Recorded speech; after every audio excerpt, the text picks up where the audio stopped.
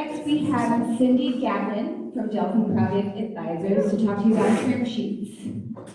Definitions, psychology, and negotiations. Super, super important stuff. Very much looking forward to this, so please welcome Cindy.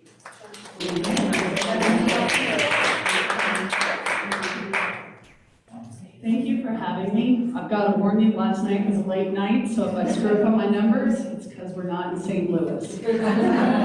All right, first off, I'm going to define some of the terms for you because my understanding is most people haven't really worked too much with term sheets. I'd prefer you didn't read this. I'll kind of walk you through it. First off, let's define what a term sheet is. It is not a legally binding document. It is evidence of your investors' serious intent to invest in your company. But they don't necessarily have to unless they put an exclusion in there and makes it legally binding. So I want you to know that this means someone who really likes your company, chances are they are going to invest, but it doesn't guarantee it. It's typically bullet point. Sometimes that throws people off because it's only a page or maybe 2 pages long. Don't let it throw you off. I'm going through this quick to make sure we get out of here on time for our lunch. So please, if you have questions, hold them to the end, but please do put up your hands and let me know. This is one of the most important points on all my slides, and unless you've been burned, you won't understand it. Hire the right lawyer. Do not be a penny wise and a pound foolish. I've been guilty of that in my life. This is one of those times where you want to be sensible. Don't hire someone unless they're an M&A attorney who's established in the field, someone else has recommended them. Otherwise, they are what's called a generalist attorney. You get what you pay for. Don't let a generalist learn on you because you're paying them $450, $900, whatever the going rate is in this state. So I want to make sure that you know that, because the other beautiful thing about an experienced attorney is they know the problems that are going to come up. You don't. They do. They'll get all the bank routing numbers and all that good stuff and make sure you're on time. So you really want to ensure you get the right lawyer and know they don't pay you. Usually don't love them, but there is a time and a place for them. Okay, types of funding rounds. I just presume we mostly know this, but I'm going to run through it. The first one are the 3 F's, founder, friends, and family funding. Otherwise known as bootstrapping or pre-seed funding. Seed funding are again the triple S, incubators, angel investors, VCs, and that's typically in the 10,000 to 2 million range. Notice that's a wide discrepancy right there. Series A, you've got a track record established, you've got a business model also established. Now you're looking at 2 to 15 million being raised. You've got great ideas, you've got a strong strategy, you've got a single investor who serves as an anchor. That's key. Your single investor who's an anchor is your best publicist out there, so you want to make sure you get along well with them. Series B, you're now building past development, you're going into talent acquisition, business development, sales, typically around 7 to 10 million, that varies. Series C, you're already successful. You think you've made it, you never have, not until you sell. You need additional funding for new products, markets, or to acquire other companies. You're going to focus on scaling the company at this point. Sometimes people do Series D and Series E, they're a little less popular. You're more likely to either sell out to a competitor or do an IPO. I've worked on Wall Street for many years, used to have to deal with IPOs. I can tell you what Wall Street's looking for on that angle too, but probably most of us in the room are a few years out from that. Pre-money val versus post-money valuation. Does anyone in the room know these terms? Good, okay. So pre-money val, let's say, I don't know why I made a Bob's Burger Company, but maybe I had a craving. There are 10 initial investors. They put in $1,000 a piece. You do the multiplication. Basically, Bob's Burgers is worth 10 grand. Now, someone else comes along and says, hey, I'm going to give you 5 grand for 20% of the company. 20% of the company multiplied by 5 to get 100%. You multiply the 5,000 by 5. Now that gives you a valuation of the company of 25,000. Careful with your numbers here, especially when you're talking to investors. You might be talking about pre-money values, they might be talking post-money valuations. Make sure you're on the same page. There's a huge discrepancy between 10,000 and 25,000. When you hit that 25,000 number, here's what's happened to your original investors. Your secondary investor has offered to put 5 grand in, so that means your company is now valued at 20,000. The people who put in the 10,000 basically doubled their money. Be very sure you don't get caught and they more than double their money, because sometimes people take that extra 5,000 and yeah. These are valuation numbers that your lawyer should go through with you. You need to know this like back of your hand because you don't want to be negotiating with these numbers. No shop agreement. Make sure if you sign this that you honor it. That means that you are not going to shop your deal with your founder. you as the founder, you're not going to shop it with other investors. If you do that, you probably won't get thrown into a court of law, but word gets around on the street, and you don't want to do that. So if you're going to start using your first offer and try to leverage it to get other offers out there, be very careful with that tactic too. That can burn you. So if you sign a clause that says, I'm not going to talk to other shops, please honor that. I put down it's an easy courtesy to extend, but that was kind of halfway a joke because you might get a better offer coming in, you're like, common versus preferred stock. Does anyone know the distinctions? Oh, wicked. Okay, someone's done it. You don't have to take pictures of the slides. I have a one-pager at the end that y'all can have it to help remind you of important points here. Common stock is exactly like the word. It's common. You put money in a company, you get basic stock out of it, right? We've all done it when we buy stuff in our 401ks. Preferred stock is what you as the founder, what the angel investors, and what the VCs are going to demand. So make sure you keep your share. Preferred gets voting rights. Preferred are the first ones to get paid on in bankruptcy. I point that out because even though it's a sad point to bring up, let's say you have a $100,000 company. You go broke, but you somehow get $20,000 out of selling whatever your inventory was, whatnot. If someone has preferred stock, what happens is, and let's say you sold $15,000 worth of preferred stock, that $20,000 you have left over goes straight to preferred people, makes them whole. Now you got $5,000 left for all the other people. Does that make sense? So you want to own preferred. A lot of people are going to talk about it in the board seat. Woo, I didn't give up control or power. Nuh-uh. This is the real moneymaker as far as I'm concerned. You give up a lot of preferred, you gave up control of your company, especially if it has voting rights attached to it. So don't become the person who's so busy focusing on not giving up a board seat that you give away too much preferred. That's what this point is down here. I really want to emphasize this strongly because this is what I've done on Wall Street for many years, and it really has, well, it's been a couple of people, but you won't know it until about the second or third round of funding. That's another problem I want to bring up to you. When you do your first round of term sheets, you will frequently hear the angel investor or whomever you've got saying, don't worry, it's just an indication it's your first round. Do not believe them. Please remember, they are on the opposite side of the table from you, okay? It's like the person who's selling you the car. They just want to close the deal, right? But they're looking out for their own best interest, not yours. Get your attorney, get your advisors, get your surrounding people. Don't trust the person on the other side of the table. Okay, right of first refusal. It's considered a favor to those shareholders who intend to stay long-term. It's a provision in the term sheet that permits investors to accept or refuse the next round of funding. So what happens is, let's say you're my first investor. And now all of a sudden you and I have done a great job here. What's your name, ma'am? Sarah. Sarah, okay. I'm Cindy. Cindy and Sarah make a powerhouse team. She was right of first refusal, which means when I decide to go over here to Julie, before I can go to Julie for money, and I really like Julie. In fact, I like her a lot more than you, and she's going to give me more money for less shares. I want Julie. But because I already had right of first refusal to you, well, now she's going to buy it if she wants to. When that happens, now she's suddenly got more equity in the company. She can slowly start taking over control of the company. So you need to be very careful with right of first refusal. A lot of people initially think it's a great idea, right? I don't have to go out here and find other investors, whatnot.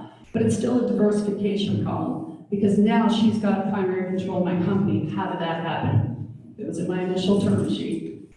So, right of first refusal. Has anyone experienced any of this stuff yet? I have a quick question about right of first refusal. Is that when you're in that situation, like the valuation of the company or whatever shares they're getting, like what, is that still a negotiation or is there like a set term? Depends on how you set it up, how good your lawyer was in advance. That's why you want a really experienced attorney because they're going to say, hey, I had this case happen 10 years ago. Here's how we protected on this end. That's why you pay the money for the experienced attorneys. I'm not an attorney, I just play one up on this stage. Okay, so we've talked about how that can be dangerous, and we've talked about how you might indirectly give up majority holding. Anti-dilution provisions. Anyone need math in here? I love it. I tell my kid, love math, you'll get paid more. She's 5, she's in. She's like, yes, I get more choice. I'm like, yeah, you do. Okay, so this protects your original investors in the event of a down round. So what a down round means is originally you got an investment, let's call it $100,000. The second time you come around, I'm only getting $50,000. I just can't get the excitement out there. maybe Sarah was slamming me out there. No, I'm kidding. But for some reason, she decides she's not going to participate, and I have to go to the general public. But because my original investor's not participating, I've gotten less enthusiasm from other people out there, right? That's one example. So you got a down round. Originally, the first time I did the shares, I did 5 shares at $20, so my company's worth $100. $20 buys you 20% of the company. Now it's the second round of investing, right? I've got 5 shares at $10, that totals $50 in equity, new equity coming in the second round of funding. If you do math, which I've put off on the right, $20 now buys you 40% of the company.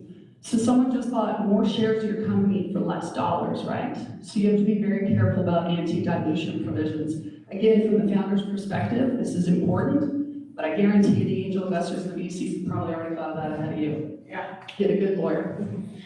Drag long clause, this one's my favorite. Let's say I own 60% of my company, my angel investor owns 35%, and my best friend from college owns 5% because they gave me $1,000 when I needed it. We all of a sudden sell out to Amazon. We are so bloody excited. We got $50 million, right? We are like, we've made it. I thought I would never sell for more than 30. You and your angel investor are excited. Your college buddy says, oh wait, it's Jeff Bezos. I want to get 100 million. No, we're going to hold out. If you do not have a drag along clause, your college buddy can block that sale with only 5%. Well, again, it's going to depend. These are examples and whatnot. Make sure you have a drag along clause in there, okay? I'm going to end every slide with hire a good attorney. Option pools. Option pools are also important. This is presuming you're going to be successful. You're going to be the next Facebook, whatever you want to use as an example. This refers to an amount of equity reserved for future hires. So down the road when you're saying, I don't have enough money to pay this amazing employee named Misty at the back of the room, but I've got 15% set aside of equity in the company. So Misty, if you come work with me, I'll give you 5% of my company. And Misty's like, yes, I will take $50,000 a year for 5%, and then I'll be a millionaire in 3 years, right? So I incentivized her. She now wants to come work for my company. It didn't cost me anything today when I'm broke, right? A couple of vicious things I can do to Misty. Just wait. Just wait. Clawback. I didn't tell Misty this. She didn't read the fine print. She didn't get a good lawyer. My clawback says, Misty, if you leave me anytime the next 5 years, I get those shares back. You thought you had them. You do not. You have to share them back to me. Sell them back to me at fair market value. Well, I get to dictate fair market value. It's a privately held company. What do you know what it's worth? You're just my employee, Misty. So you can claw it back. Get a good lawyer. Other thing is vesting schedule. I can say to Misty, hey, look, I'm not going to give you those shares, but every year I'm going to allow you to buy it for $50. And I'll let you buy up to 200 of those shares, but you can still put a clawback on that. I can say, if you don't stay here for 5 years, even though you bought those shares, sell them back. So these are tricks of the trade. This is, again, presuming you're going to be very successful in the company. Most employees probably don't hire an attorney. I'm going to say, please be nice to other people. Don't be too vicious. But at the end of the day, you're the founder of the company, you're protecting your own interests. Get a good lawyer. Pro rata rights. Well, if I haven't put you to sleep yet, this one might. It gives the investor the right. So this is different from opportunity. This is right. Legally, you have to go to participate in subsequent roundings. So again, I have to go to her the first time. And that's because it prevents senior investor dilution. You're going to hear it refer to this. Before, it was an option to get it. Now it's an absolute necessity that I have to go to her. Rights on obligation, they may or they may not invest. What I mean by this third point here is she might say, hey, look, Cindy, I'm on my 4th marriage. My new spouse is 25. Really expensive. You know, I never prenup anyone. I'm broke. Sorry about that. I really wanted to invest, but I can't. My hands are tied. They may not invest, and you're sitting there going, oh great, I thought you were going to be the one who would come back in. I checked myself on the majority shares, I have no dilution going on. The problem is, she still doesn't join you. So remember, that's also a problem. Another point, I think I mentioned this earlier on, some investors may want early investors to put their money in to prove it. So what happens, I go and I start trying to pitch to someone else, and they go, well, what about your first investor? Are they coming back and they go, oh no, I'm sorry, she's on her 4th marriage, and the new wife's too expensive. And then they go, oh, well, if they're not investing, why should I? So remember, your anchor investor is very important. And I know you might want to go out there and just steal the first person, well, not steal, but sell them on the idea of your company. Be careful, because you might be very married to them for many years, and they have a lot more power than you might be aware of at this point. Pay to play. Provision requires stockholders to participate in future investments, so they have to, or now you're punishing them. What you do there is you say, hey, before I give you preferred stock, Kristen, guess what? You're not participating in this round. I don't like you so much anymore. I'm converting your preferred shares into common stock now, which means you don't get voting rights. You just got bumped down a series. It's a lot of problems. Here's a legal explanation of it right here that I kind of cut and paste out. There are about 6 different ways to phrase this. Talk to your attorney about the flavor of what you want your contract to read, because you can go full out aggressive, you can go mildly aggressive, and I'm never going to advocate you go out passive. This is the mildly aggressive terminology. Your investors are going to know this. So think about how hard you want to hit these folks. Remember, negotiations are always all about psychology. Hire a good attorney, and last part, cost of counsel and information rights. Cost of counsel is your angel investor or whatnot. These folks are going to say, hey, I know you're broke, doesn't matter, I still want you to pay for my lawyer. And you're sitting there going on a startup, why in heaven's name would I do that? Well, this is part of negotiation. Anyone experienced this yet? No? Okay. Depends on who gets room. Personally, in my 20s, I used to sell cars. I love the negotiation. I get a thrill out of it. I'm the person who's in India going, I will not pay you 50 cents, I'll only pay you 10 cents. And I'm like, what did I do? So if you're not good at those negotiations, brush up on it. There are some great books that come out of Harvard Business School. Read them. They will prepare you and give you an emotional stance from which to really succeed in these negotiations. Last point, which I want to make, which is a serious point also, information rights. A lot of people will say, this lady over here is my competition. She walks up to me and goes, hey, Cindy, you know what? I'd really like to merge with you. I think you're phenomenal. I think we have, so many economies of scale, and I think we get along beautifully. And I go, oh my gosh, you're so right. That would be amazing. Let's do it. Here's all my private information. Here's my customer list. Here's all my proprietary information, because I think we're going to merge. And then you know what she does, right? She takes all my information and runs off. And even an ND, non-disclosure agreement, may or may not protect you, so talk to your lawyers about what you want to do there. Last one, online resources to source angels. You can Google all day long, and again, this will be on the handout for you. These are some options for you. People have probably heard about GoFundMe, other things. I hope you have a strong enough base here in town. I don't think you're really going to find an angel investor here, but it gives you an idea for the verbiage they use and what people are searching for. So that might be helpful for you. Other than that, I'm done. Hire a lawyer. Okay, any questions? Okay. I will have some fun. Oh, thank you. What qualifies a good lawyer? Well, it's kind of like my industry. It's really hard to find the good ones. So you have to walk around and talk to people. I know if you were in San Diego, I'd say, hey, Misty, who do you think is a really good person for my field? In San Diego, I'd probably point you to the same 2 attorneys do the same thing all day long. But what are their specialties? Well, we're usually M&A, mergers and acquisitions. Sorry, I fall into acronym state.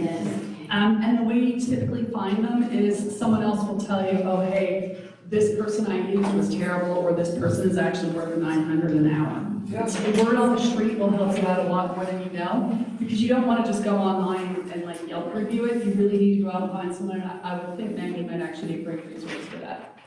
Another question? Do I do consulting? Yes. It should be on the handouts. If not, that whole LinkedIn thing, it's not on the handout. Well, shame on me. I will give you my information at the end of this, but also it's Cindy at Delphi Private. Good luck spelling that. No, I got it. Okay.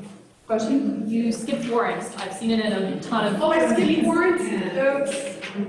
I don't really want to go back, but I guess I will. Thank you. Okay.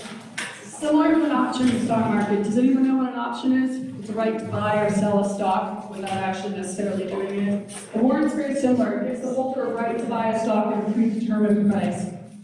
So let's say you were at any major company, it doesn't really matter. When I was at Merrill Lynch, they used to give you warrants and they'd say every year on January 1st and on July 1st, let's say the stock's currently floating at 150, they'll say, I'll let you buy that stock for 110. We're presuming that way, and we tell you the price ahead of time. We're just presuming that the numbers are going to go higher and you would immediately earn equity on the day that you execute this purchase, presumably. However, if your company's stock has sunk, clearly you aren't going to execute on warrants. The warrant is issued by the company itself, and it can't be traded on the stock market, so it's really only internal. It's only to employees. And it's kind of a perk, a company perk, or a way to incentivize great employees that I'm going to claw back from anyhow. Sorry, I sound greedy, don't I? There was another question? Do you ever like speak to different clubs that you know? I used to be the president of the finance club at UNLV, and I know the current president would probably love to have you come in be as a speaker. I would be delighted to come because I love this city. Says the Canadian who many, many years was like, oh, I always want to go see Vegas, and ever since the age of 24, I just think this town's so much fun. But I can't do it for more than 48 hours, so make sure it's applied to that. I'd love to. Did I miss anyone else's questions? No? Okay. Well, I will be here for a little bit. Please feel free to reach out. Again, the email is Cindy at Delphi Private, CINDY. Delphi is spelled DELPHI. It's a Greek oracle for those geeks in the room who want to know. Thank you again for your time. I hope it was helpful. Thank you.